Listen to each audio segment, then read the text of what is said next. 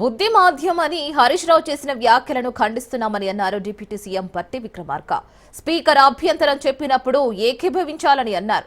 జగదీష్ రెడ్డి తరహాలో హరీష్ రావు ప్రవర్తిస్తున్నారని కూడా అన్నారు.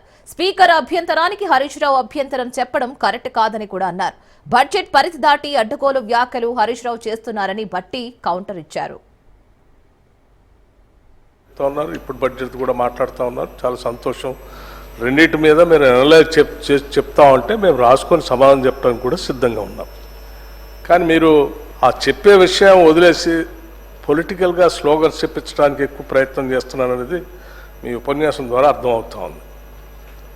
దాని పరిధి కూడా దాటి సభాపతి గారు సభా విలువల్ని పెంపొందించాలని మంచిగా మీకు సలహా ఇస్తూ ఉన్నారు. మీకు బుద్ధిమాన్యం ఉందని మా అందరి గురించి మాట్లాడుతూ ఉంటే అది కరెక్ట్ కాదని చెప్తా ఉన్నారు.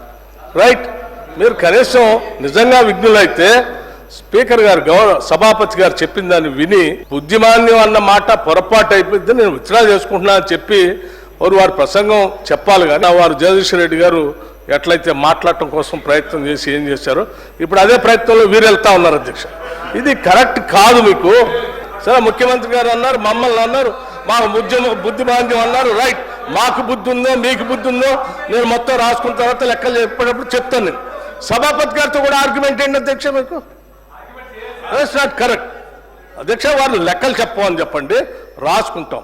భాష వాడేటప్పుడు మాత్రం సభానాయకుడి గురించి కానీ ప్రభుత్వంలో ఉన్నటువంటి పెద్దల గురించి కానీ మంత్రుల గురించి కానీ పరిధి దాటి మాత్రం మాట్లాడొద్దు అధ్యక్ష. ఇది కరెక్ట్ కాదు.